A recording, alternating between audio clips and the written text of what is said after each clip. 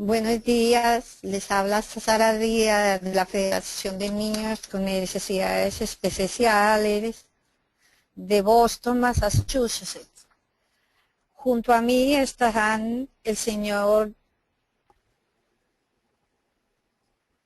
Buenos días, le habla Sara Díaz de la Federación de Niños con Necesidades Especiales. Nuestra agencia está ubicada en Boston, Massachusetts. Junto a mí se encuentran el señor John Sullivan, director de asistencia tecnológica, y la señora Iraudi Báez, mi compañera. Como les digo, esta es una agencia que provee información y apoyo y asistencia a los padres de la comunidad. Quiero aclarar que estas leyes son vigentes en Estados Unidos, lo que vamos a trabajar. También quiero darle las gracias a las personas que de otros países nos están escuchando. Al final habrá 15 minutos para que hagan las preguntas.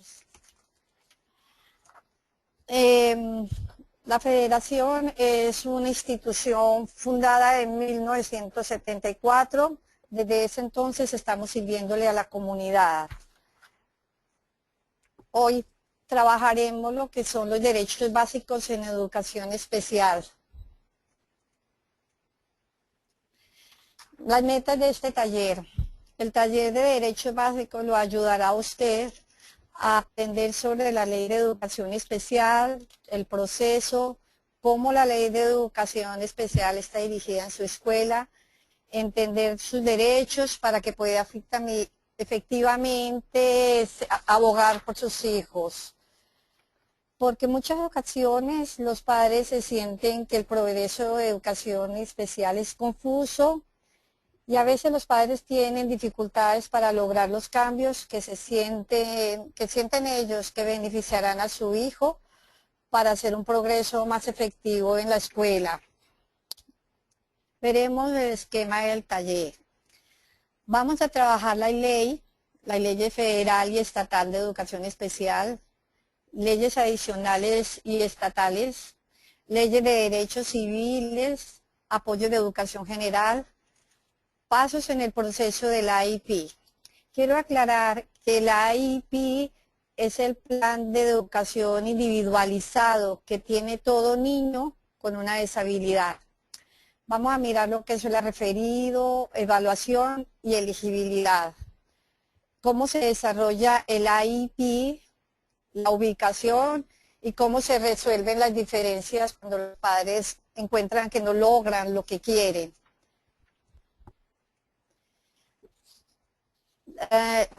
La ley de educación especial. Vamos a mirar primero que todo la ley federal, que concretamente se basa en IDEA, el Acta Educativa para los Individuos con Disabilidades. Esta es una ley que rige a todos los niños del país que tienen necesidades especiales. Igualmente, miraremos otra de las leyes que viene a ser una ley federal, que ningún niño se quede atrás, no child left behind. Y miraremos también la ley estatal de la ley del estado de Massachusetts, que también se basa en la ley federal sin hacer ninguna reforma. Ahora, IDEA, el Acta de Individuos con Disabilidades. Si nosotros nos fijamos en las figuritas que estamos viendo ahí en las fotos, nos da la idea de algo, de que nuestros niños deben de ser educados a nivel de los demás. El Acta Educativa para Individuos con Disabilidades del 2004 dice en una de sus cosas que lo mejor es para mejorar los resultados educativos de los niños con disabilidades debe de haber calidad de oportunidades, participación completa, vida independiente y suficiencia económica. Al hablar de eso, vamos a mirar nosotros cómo una persona con una discapacidad no disminuye en absoluto. el derecho de las personas a participar o contribuir a la sociedad, perdón. Miramos nosotros los niños en la foto. Tienen derecho de ir a la escuela, de trabajar con arte, de tener recreación, de poder jugar y de tener un trabajo como cualquier persona. Vamos a mirar los 6 principios de IDEA. El primero, la participación del padre y el estudiante.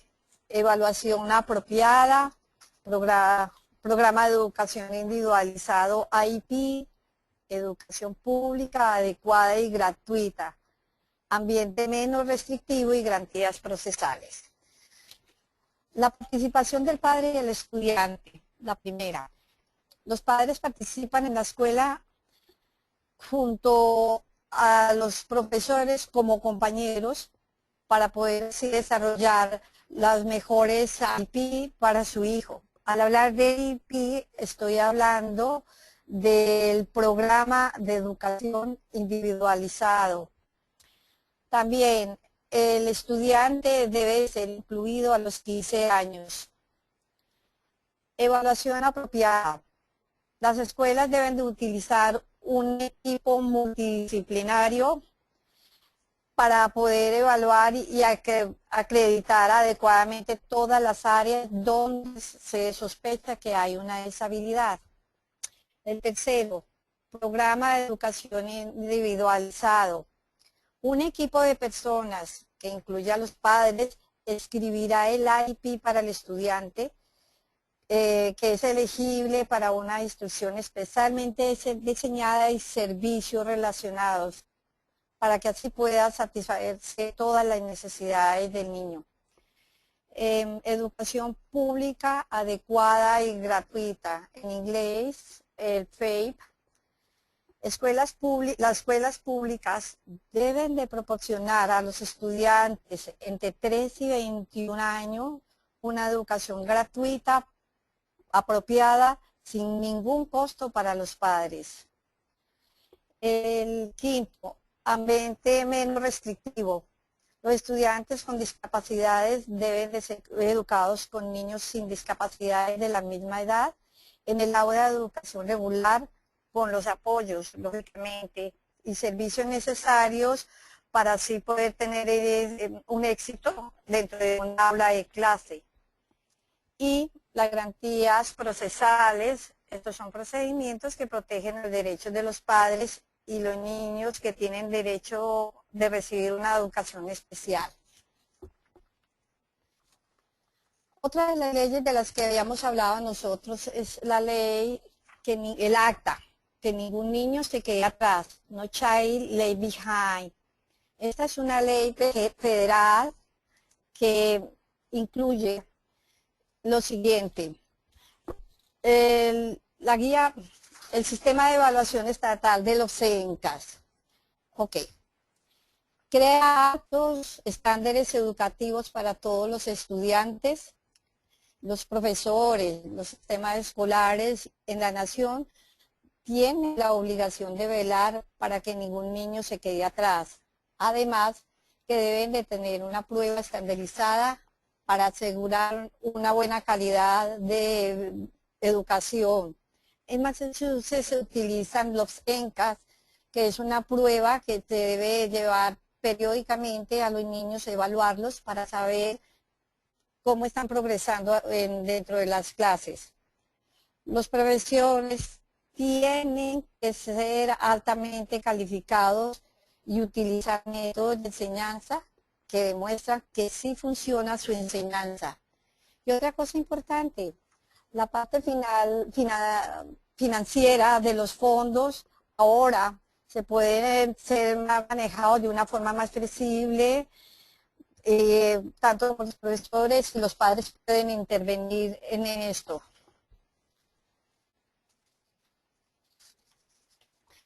Ok, vamos a mirar nosotros el proceso de educación general. Quisiera aclararles algo más aquí. Hay otras leyes estatales, la de Massachusetts, que se basa exactamente en la ley de idea de la ley federal. Existen otras leyes como son el Acta de Rehabilitación de 1973, que es la Acta de la no discriminación de ningún niño en las escuelas públicas que reciban fondos del gobierno federal. Muchos niños con necesidades especiales no son elegibles para el plan de IEP, debido a que sus discapacidades no afectan su progreso en la escuela. En ese caso, el niño sería apto para que trabajen con una sección 504. Otra de las leyes que existen es la Acta de American with Disabilities. Es una ley de la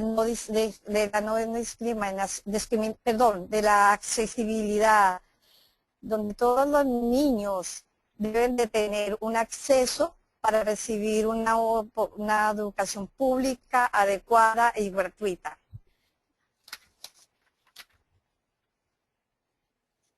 Aquí vamos a ver nosotros lo que es un esquema de lo que va a ser el proceso de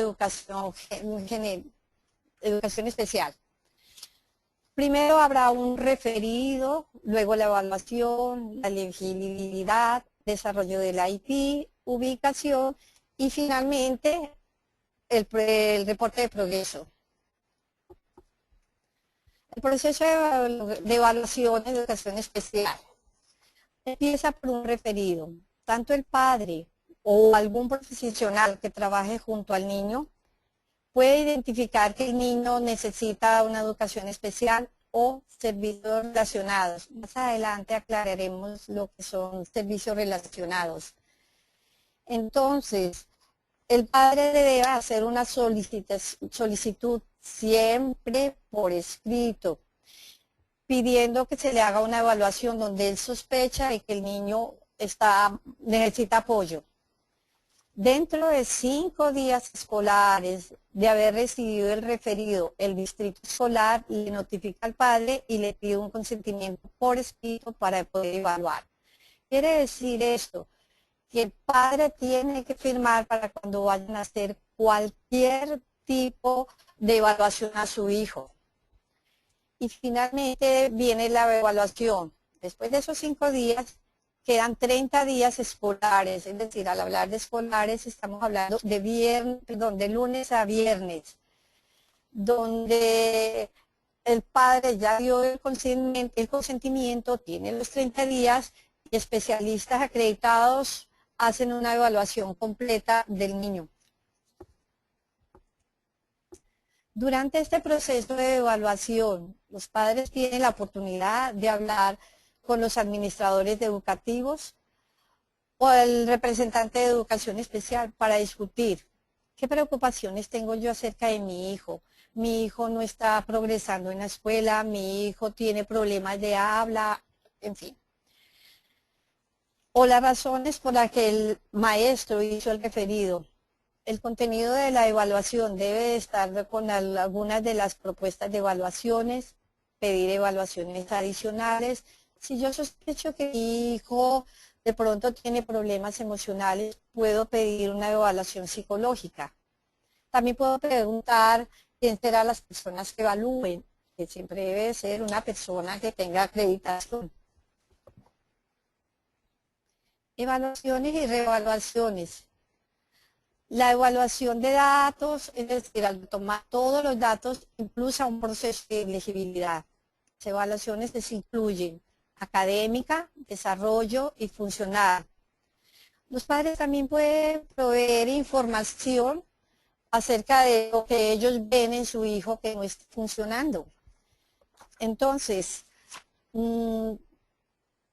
las evaluaciones estatales y locales basadas en un salón de clase, lo que el maestro vea que el niño no está haciendo adecuadamente, también podemos hacer nosotros una evaluación, el maestro puede hacer una evaluación. Referido y evaluación. Los distritos escolares nunca pueden negarse a hacer una evaluación inicial. Es decir, si yo tengo una sospecha de que mi hijo no está bien en la escuela, que no progresa, yo puedo pedir la evaluación y el distrito jamás se puede negar porque de ahí depende el futuro educativo de este niño. Las evaluaciones siguen siendo necesarias ante una conclusión de no elegibilidad, porque llegar en el caso de que el niño no es elegible para educación especial. Las evaluaciones deben de ser hechas en el lenguaje nativo del niño, prohibido en el método de comunicación. ¿Qué quiere decir esto? Si el niño utiliza asistencia tecnológica para poderse comunicar, esas evaluaciones deben de ser con asistencia tecnológica. O si el niño utiliza el lenguaje de señales, las evaluaciones deben de ser hechas en el lenguaje de señales. De la forma que él pueda dar una mayor información y claridad para saber si el niño en qué punto está de su discapacidad, si la tiene. Evaluaciones requeridas. En todas las áreas relacionadas donde se sospecha que hay una deshabilidad. Puede ser evaluaciones de comportamiento funcional, asistencia tecnológica, evaluación vocacional. Al hablar de evaluación vocacional, hablamos de los niños o los jóvenes que están entre 15 y 22 años, que están en el proceso de transición, es decir, porque ya van a salir de la escuela y deben de buscarle algo para que el niño se ocupe si no va a ir al college, por ejemplo. No sé, el niño puede gustarle trabajar en una panadería, por ejemplo. Entonces, es una forma de irlo capacitando desde ahí. La evaluación educativa incluye la información sobre la historia educativa del niño durante todo su transcurso y su vida, el progreso en el currículo en el cual está, y la evaluación psicológica no es requerida, pero si el padre la pide, debe ser. También pueden haber evaluaciones opcionales como son evaluación de salud.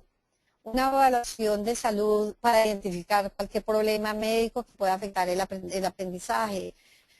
Por ejemplo, si el niño tiene problemas con bipolaridad, pues es un niño que no se va a poder concentrar, es un niño que no va a poder funcionar adecuadamente, o si un niño tiene que tomar algún tipo de medicina especial por alguna razón, entonces no va a progresar. Por eso es importante que haya una evaluación de salud. La evaluación psicológica, si la hay, es para examinar las capacidades de aprendizaje del estudiante y el estilo de aprendizaje. Otra cosa importante que también hay que tener en cuenta son los antecedentes familiares que pueden afectar el aprendizaje del niño.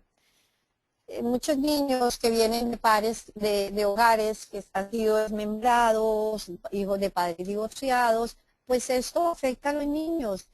Entonces, es importante que el maestro y la escuela sepa esta situación familiar para que se tengan en cuenta durante la evaluación. Requisitos de elegibilidad. Existen 3 requisitos básicos para saber si un niño es elegible para educación especial. Nos haríamos una pregunta. ¿El niño tiene una discapacidad? ¿De qué tipo de discapacidad hablamos? ¿Qué tipo de discapacidad tiene el niño? Segundo, el niño no está haciendo un progreso efectivo en la escuela debido a la discapacidad. Por ejemplo, si es un niño que tiene problemas auditivos, lógicamente, si no se ha solucionado la situación, el niño no va a progresar en la escuela. Entonces, no hace el progreso como sus demás compañeros.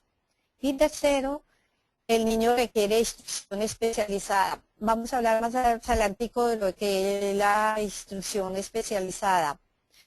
Para hacer progreso efectivo requiere servicios relacionados en orden de tener acceso al currículo general. Es decir, si el niño es elegible para educación especial, por ejemplo, va a necesitar terapia física, terapia ocupacional, terapia del habla, para que así el niño pueda progresar en el currículo general donde están sus compañeritos.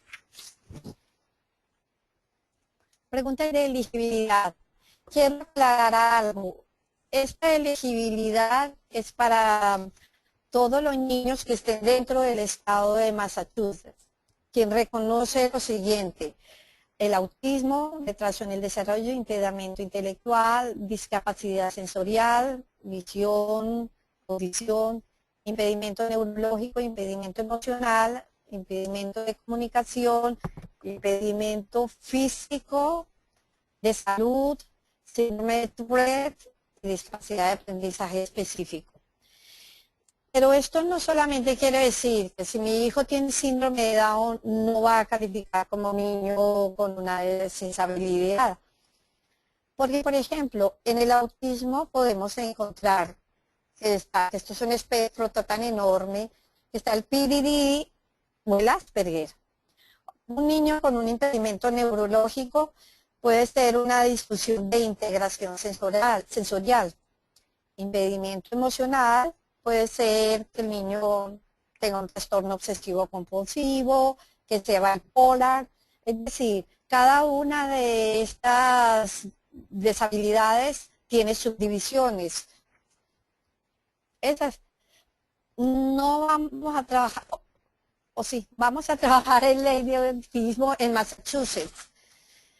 Para la ley federal y estatal, el autismo es una discapacidad del desarrollo que afecta significativamente la comunicación, la parte verbal y no verbal y la interacción social. Entonces,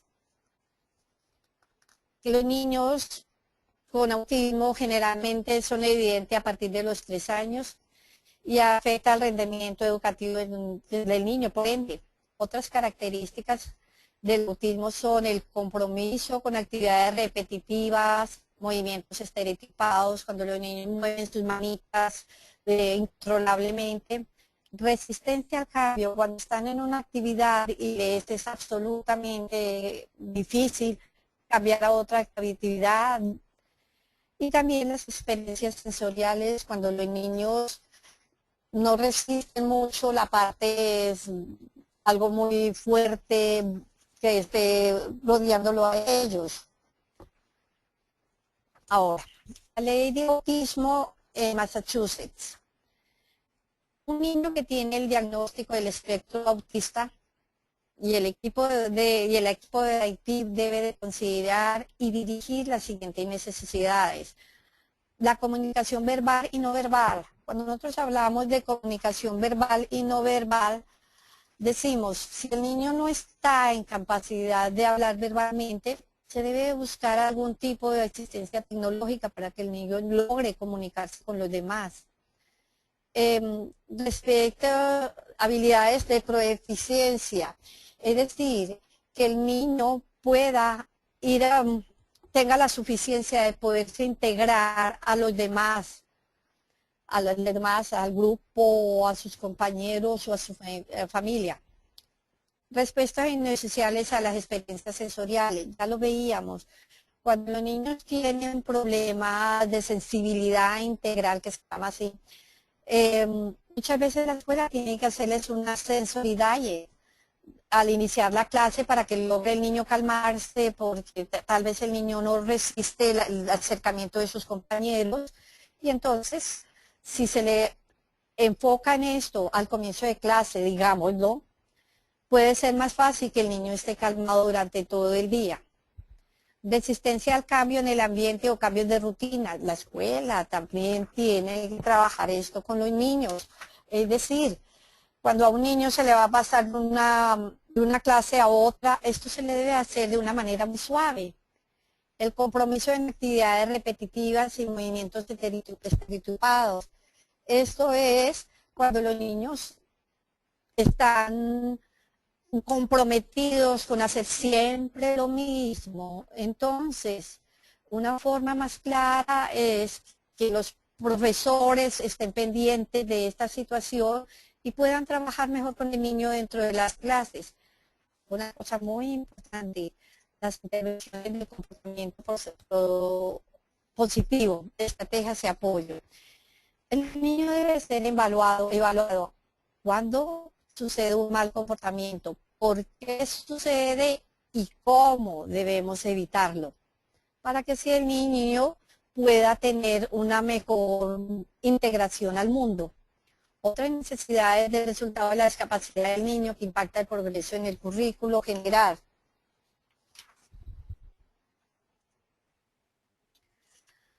Ahora vamos a ver la pregunta de elegibilidad. Veíamos anteriormente cuando el niño es elegible para educación especial.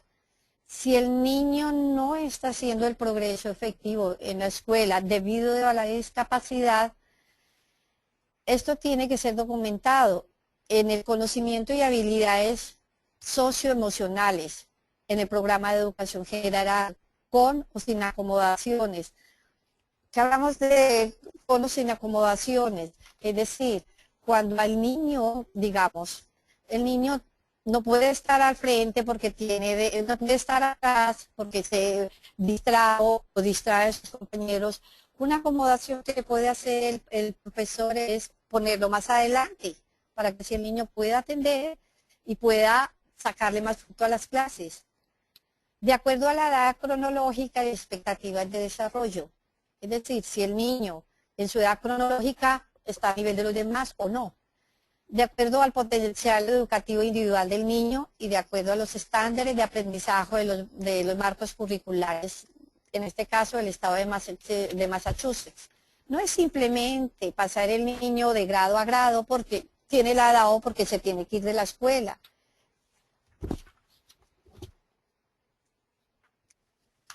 Tercera, otra de las preguntas que hacíamos anteriormente. ¿El niño requiere instrucción especializada para hacer progreso efectivo? Instrucción especialmente diseñada de la educación especial. Modificar el contenido. Por ejemplo, si un niño debe estar en su clase aprendiendo acerca del relieve, como lo están el resto de sus compañeritos en deshabilidades, se le debe a este niño modificar el contenido, quizás hacerlo más cortico, para que así el niño pueda estar al mismo nivel sin necesidad de sacarlo del salón de clase. Dirigir las necesidades relacionadas a la discapacidad. Si un niño tiene problemas motóricos finos, pues se le debe buscar la forma de utilizar un lápiz más grueso para que él pueda escribir y asimismo asegurarle el acceso al currículo general. Otras preguntas acerca de la elegibilidad. El niño requiere de servicios relacionados para tener acceso al currículo general. El niño necesita asistencia tecnológica o audiología o consejería, interpretando cuando el niño todavía acaba de llegar de otro país y no tiene forma de comunicarse con los demás. Entonces, necesita un intérprete al comienzo para poder empezar a trabajar. Médico, terapia ocupacional, orientación y movilidad, consejería de rehabilitación, patólogo de comunicación, patólogo de comunicación, transporte. Es otra de las cosas bien importantes para los niños, porque por ley en este estado todos los niños que tienen algún tipo de necesidad especial deben tener transporte puerta a puerta, es decir, de la escuela a la casa, de la casa a la escuela, donde el niño pueda ir más seguro. Otra de las cosas que tenemos que tener en cuenta son los servicios de enfermería escolar. Los niños, es decir, no tener una enfermera particular, pero que sí en la escuela haya una enfermera cuando el niño tiene condiciones médicas comprometidas, que esté pendiente de darle la medicina, de controlarlo. Es otra de las cosas que también son preguntas acerca de la elegibilidad de los niños. Continuación de la elegibilidad, la reevaluación. El distrito, Es decir, al niño se evalúa inicialmente cuando se hace un referido porque se sospecha que hay una deshabilidad. Pero ya después de que el niño ha sido elegible para educación especial, el distrito debe de evaluar una vez cada 3 años. La revelación puede ser antes, pero no más de una vez por año. ¿Qué quiero decir? Se reevalúa al niño, pero no se debe continuar reevaluándolo, solamente una vez al año. Las evaluaciones formales se requieren antes de que un estudiante sea retirado del servicio del IP. ¿Qué quiere decir esto? Cuando a un niño se le dice, bueno, usted ya hizo todo el progreso en la escuela, usted ya no lo necesita, pero antes de quitarle estos servicios, debe volver a ser reevaluado para que así, digamos, se le dé de alta de tener una IP. Proceso de la IP, antes de la reunión. Antes de que yo me reúna con el equipo de la escuela, deben reunirse, yo como padre, debo de reunirme en la escuela para mirar en qué me evaluaron a mi hijo, con quién lo evaluó, si tiene credenciales o no, porque tenemos derecho a saberlo. Pero yo también debo de pasar las evaluaciones que yo haya hecho fuera de la escuela, porque es interesante poderlas discutir en esa reunión. Usted tiene el derecho de recibir por lo menos 2 días antes de la reunión la copia de todas las evaluaciones, porque así nosotros podemos ir y tener más claro qué vamos a discutir allí. Y como lo dije, proveer con anticipación los reportes que yo deseo que se discutan. Miembros del equipo, es bien importante. El niño con discapacidad, si es apropiado. Hablamos si es apropiado porque a partir de los 15 años el niño debe de estar dentro de la reunión de su IP. Están hablando de mí, yo tengo que estar allí presente para saber qué hablan de mí y qué puedo aportar. Los padres. Los padres son fundamentales, la pieza fundamental dentro de esta reunión. Una maestra de educación especial. Nosotros hablamos de una maestra de educación especial porque es la que sabe qué modificaciones va a tener el currículo de mi hijo. Una maestra de educación regular. Es importante para el equipo porque ella trae un conocimiento del currículo general, es decir, lo que se trabaja en general. Un representante del distrito que tenga conocimiento sobre recursos del distrito, perdonen la redundancia ahí. Porque si nosotros sabemos que nuestro hijo va a estar en la escuela X, pero allí no están los servicios adecuados, alguien debe saber dónde están. Y ese es el representante del distrito. Un individuo que pueda interpretar, explicar los resultados de evaluaciones. Hablo de esto porque si, por ejemplo, al niño se le hace una evaluación de habla y nos resultan con que el niño tiene apraxia, dispraxia, tenemos que tener una persona que nos explique completamente qué es esto para nosotros poder saber de qué se está hablando. Así que deben de estar las personas para que interpreten las evaluaciones. Y otros individuos invitados por el padre que pueden ser proveedores de servicios relacionados, por ejemplo, un coordinador de servicios del Departamento de Salud, algún experto, algún psicólogo, sistema de apoyo para la familia, un proveedor de respiro o de descanso. El estudiante debe ser invitado a los 15 años, como hablamos. Bueno, usted tiene derecho de saber qué miembros asistirán a esta reunión. Como cortesía, yo debo de dejar saber al distrito si usted va a traer a alguien, porque muchas veces es muy importante que nosotros llevemos a alguien que nos dé apoyo, nos dé ideas. También otra de las cosas importantes que no está escrita ahí, pero que debemos tenerlo muy en cuenta es Nosotros los que no hablamos, los padres que no hablan en inglés, por ley debe haber un intérprete dentro de esa reunión para que el padre pueda saber de qué se está hablando. Hay alternativas en las reuniones cuando la persona no puede estar presente. Por ejemplo, videoconferencias. La persona puede grabar una videoconferencia y enviarla. Reuniones de conferencias virtuales o una llamada.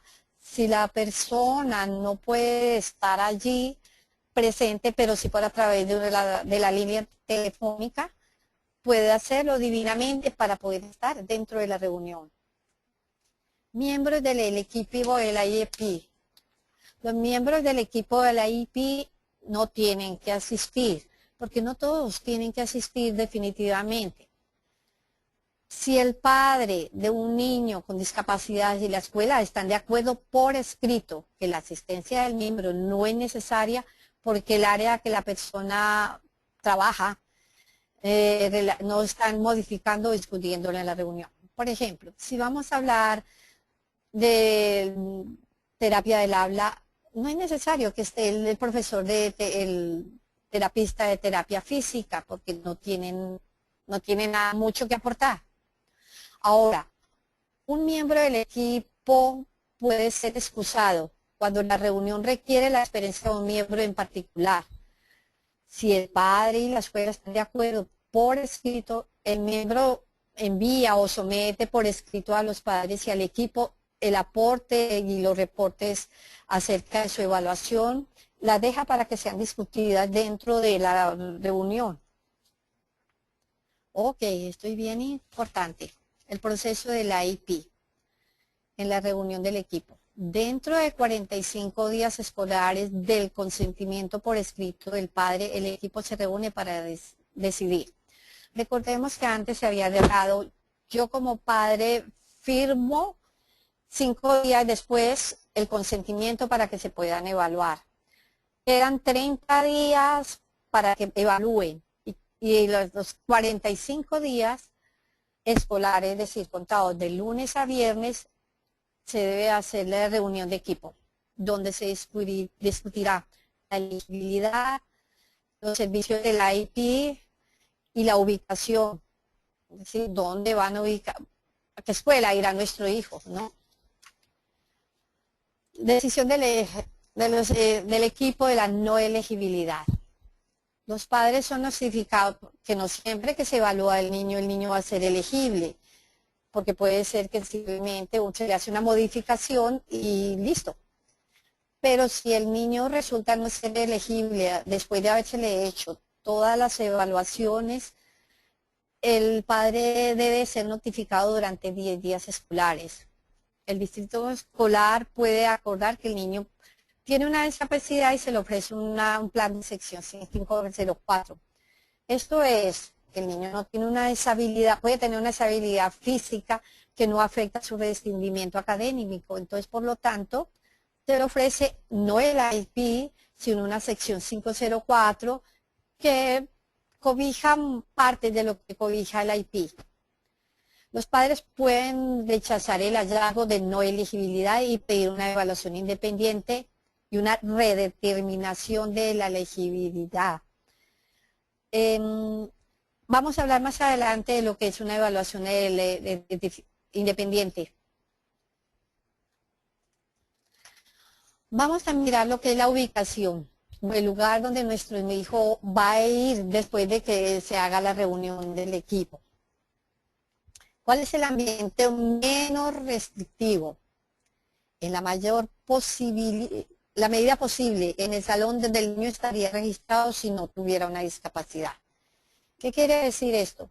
Si yo vivo en un pueblo y la escuela, vivo en Hyde Park, por ejemplo, la escuela que le corresponde a mi hijo es la de Hyde Park, pero la gente dirá, él tiene una discapacidad de ir fuera. No, la primera opción que tiene el niño es la escuela donde vive, la escuela más cercana. Cambiar a un ambiente más restrictivo debe solo ser discutido después de los servicios de ayudas suplementarias que se hayan tratado y no haya tenido éxito. Otra de las cosas que es importante es las actividades extracurriculares para nuestros hijos. No que porque nuestros hijos tienen una deshabilidad, no pueden salir con sus demás compañeros. No, los niños deben de tener apoyos para poder estar con sus compañeros. Los ayudas y servicios suplementarios son apoyos, ayudan a los estudiantes con deshabilidades a tener éxito en un aula regular. Es decir, se le dan todos los apoyos regulares para que ellos estén con los niños sin deshabilidades. Por ejemplo, modificaciones y adaptación de materiales. Esto puede ser que si el niño necesita que los libros tengan letras más grandes o que si el niño necesita braille para que pueda, teniendo su impedimento, estar dentro de la clase de niños regulares, esto debe de darse. Dispositivos para la comunicación o comunicación aumentativa. Es decir, si nuestro niño es no verbal, pero a través de algún aparato de asistencia tecnológica, él puede comunicarse con sus demás compañeros porque tiene que estar fuera de del salón de clase regular. Proveer actividades extracurriculares y servicios no académicos para los niños con discapacidades. Más adelantico vamos a ver cuáles son las actividades extracurriculares. Y hay otra cosa importante también, los servicios relacionados. Son los servicios ofrecidos para que un niño se beneficie de la educación especial, como son la patología del habla, los servicios psicológicos, terapia física, terapia ocupacional, terapia del habla. Esos son los servicios relacionados. Actividades extracurriculares. Estos son lo que nosotros tenemos, los paseos, servicios de consejería cuando el niño tiene problemas de emocionales, atletismo, transporte, servicios de salud, grupos de interés especiales o clubes, referido a agencias que proveen asistencia, el empleo para los estudiantes. ¿Qué quiero decir esto? Cuando los muchachos después de los 15 años pueden trabajar y un niño con una deshabilidad puede hacerlo, no se le debe restringir porque tiene una deshabilidad. Lo mismo que cuando los niños, bueno, los adultos ya, los 22 años, también se les debe capacitar para un empleo en el futuro, si es posible.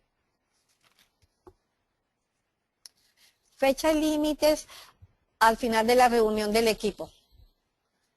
Después de que la gente se ha reunido, el equipo, ya vimos, padre, maestra de educación regular, de educación especial, el niño, los terapistas, se llega a una conclusión de que el niño es elegible para educación especial. Entonces, los padres deben recibir por lo menos un resumen, o como decimos nosotros, un borrador de los objetivos del niño y una presentación de servicios, que luego será completado y mandado ya en forma más clara. Es decir, se le entrega al padre un borrador de lo que se habló dentro de la reunión. Ahora, si los padres reciben el resumen al final de la reunión, pueden esperar el IEP ya completo a no más tardar de 2 semanas. Pero si los padres prefieren no esperar las 2 semanas por el IEP, el distrito debe responder tales solicitudes con un IEP completo de 3 a 5 días. Es decir, depende de padres. Si el padre quiere que le entreguen el borrador y esperar, está bien. Pero si el padre exige, no, yo lo necesito en 3 o 5 días, el distrito tiene que hacerlo. Fecha y límite después de la reunión. Los padres deciden responder a los servicios de la ubicación y tienen 30 días.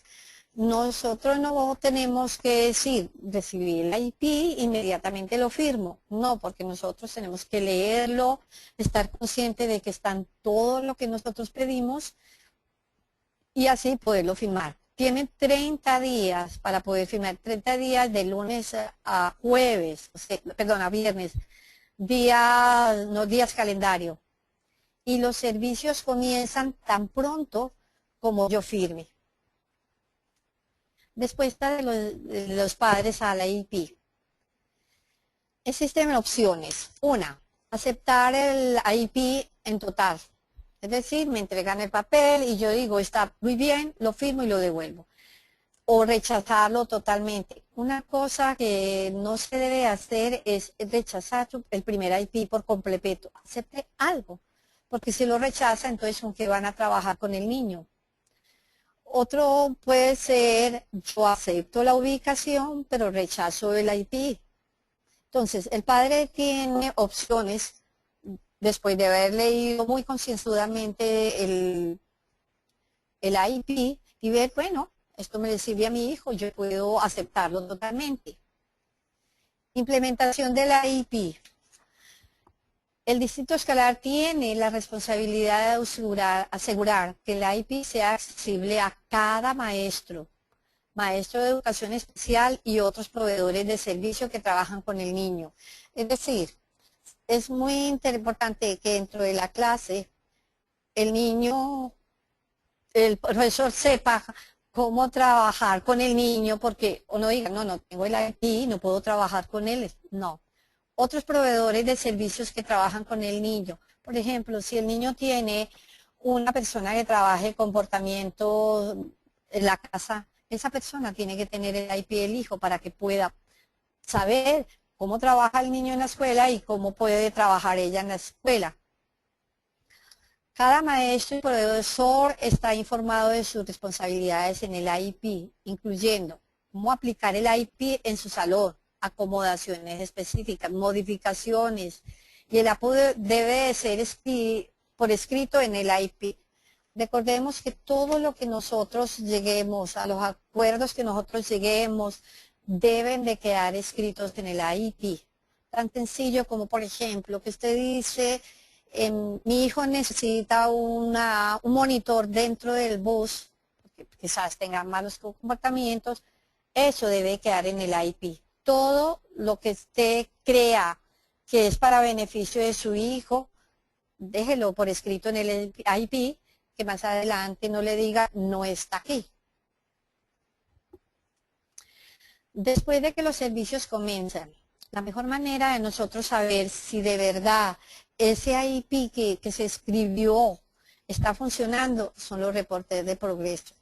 Los padres lo reciben igual como lo reciben los padres de los niños regulares. Cada 3 meses debe haber un reporte de progreso de lo que su hijo ha hecho dentro del salón de clase. Revisión anual. Al menos anualmente el tipo revisa y de nuevo escribe el IEP. Es decir, nosotros estamos pensando en septiembre hoy. Estamos pensando el año escolar. Y durante este año se le debe hacer otra evaluación al niño, pero para el año entrante, que esta revisión se hace de septiembre a final de año. Al comenzar el otro año debe de comenzar otra revisión del niño. Y como hablábamos antes, la reevaluación es cada 3 años, para saber si el niño continúa siendo elegible para la IEP. Enmendando o modificando el IEP. Después de la reunión anual de la IEP, enmendar o modificar el IEP, los padres lo pueden hacer. Simplemente es reunirse y redactar lo que uno desea que sea modificado en el IEP.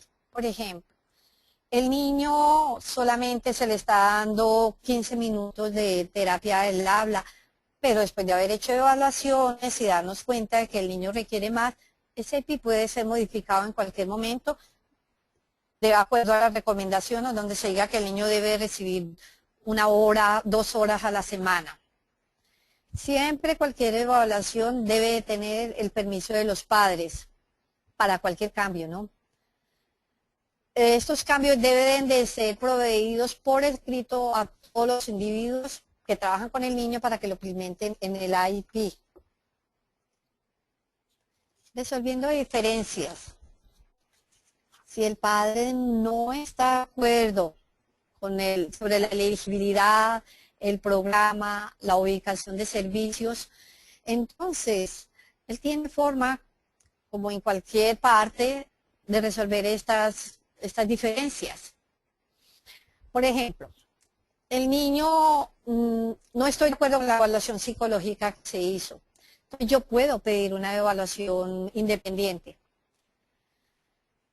Y tenemos 16 meses, que es lo mejor, porque antes era un tiempo más corto, ahorita tenemos 16 meses. A mi hijo me lo evalúan, por ejemplo, en septiembre. Puedo esperar hasta diciembre del año entrante y aún puedo rechazar esa evaluación psicológica y pedir una independiente. Y también tengo derecho a una evaluación independiente en cada área donde sospecha que hay una disabilidad cada año. Evaluaciones educativas independientes. Si el padre pide una evaluación educativa independiente, el padre escoge un evaluador independiente. Generalmente la escuela da unas listas para que el padre escoja el evaluador que quiere. El distrito escolar solo paga el costo fijado por el Estado. Es decir, no puedo escoger un evaluador que cueste demasiado, porque ellos solamente van a pagar lo que paga el Estado. El distrito puede proveer fondos adicionales basados en las circunstancias únicas del niño, pidiendo horas adicionales para examen. De pronto el niño necesita más de esas evaluaciones y el distrito puede pagar esas horas de más que se van a hacer. Hay un costo total que comparte el programa voluntario para padres con escala de costos basado en el ingreso. ¿Qué quiere decir esto? En la escuela pide lo que son el reporte de los padres, cuánto gana. Lógicamente, si el padre gana muy poco, la escuela asume los gastos de esta evaluación. Otros padres pues, deciden decir, bueno, yo comparto la mitad y la escuela la otra mitad. Está bien. Es decir, o hay padres que dicen, yo hago la evaluación con mi seguro privado y esto es lo que se debe tener en cuenta, que se hace esta evaluación, pero que la escuela reconozca y se reúna nuevamente para discutir lo que hagan. Reunión del equipo de la IP, perdón, reunión del equipo para discutir esta evaluación. El equipo se reúne otra vez para considerar una evaluación dentro de 10 días escolares después de recibir el reporte. Y es muy importante que nosotros tengamos en cuenta que estas evaluaciones deben de llegar a las recomendaciones para que estas recomendaciones sean las que se incluyan dentro de la IP. El equipo se reúne para considerar los resultados y hablar cómo incluirlos. Esto es una buena oportunidad informal para resolver cualquier desacuerdo. Si esta reunión no es exitosa, el próximo paso sería una apelación al Buró de Educación Especial. Tenemos varias formas de resolver diferencias. 1. Mediación, opinión consultativa, reunión de resolución y llamada de conferencia, acuerdos de liquidación y finalmente la audiencia. La mediación es cuando la escuela va y el padre va y hay un mediador, quien no tiene voz ni voto, simplemente está mediando entre las dos partes para llegar a un acuerdo. La opinión consultativa es cuando va una persona y esa sí puede dar opinión, aconsejar a la escuela, aconsejar al padre, mirar para que lleguen a una resolución buena para el niño. La reunión de resolución, que definitivamente es la reunión donde sí la persona tiene voz y voto y resuelve las situaciones. Y finalmente la audiencia, que es una de las más difíciles, porque el padre debe llevar su abogado, la escuela lleva su abogado, y así entre ellos discuten cómo llegar a un acuerdo con respecto a la parte educativa del niño, ¿no? Resolviendo diferencias. Hay otras cosas bien importantes que tenemos que tener en cuenta, que cuando a nosotros no se nos cumple con el IP.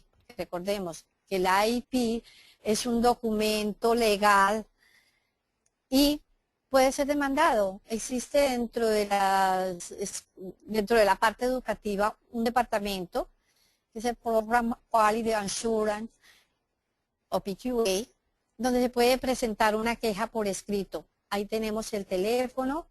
Esto quiere decir que, por ejemplo, a mí me dicen se le van a dar a su hijo 3 horas de terapia ocupacional, pero resulta, eso quedó por escrito, pero resulta que no le están dando sino media hora, 15 minutos. Ahí hay un incumplimiento y usted puede llamar a este sitio y poner un complaint. En este caso, lo que usted hace, llama a la persona, lo dice, ellos le envían los papeles, usted lo llena y este departamento tiene 30 días para hacer la investigación y darle una solución a la situación de su hijo. Y finalmente, tenemos aquí varios recursos de los cuales ustedes pueden valerse para tener más información acerca de este y muchos más talleres. Tenemos a la Federación y dentro de Massachusetts otras instituciones. ¿Hay alguna pregunta? No hay ninguna. Ok. Si de pronto a usted le quedó alguna duda, está el email de la Federación y pueden mandarla por escrito que con mucho gusto se la respondemos. De verdad que ha sido un placer y muchísimas gracias.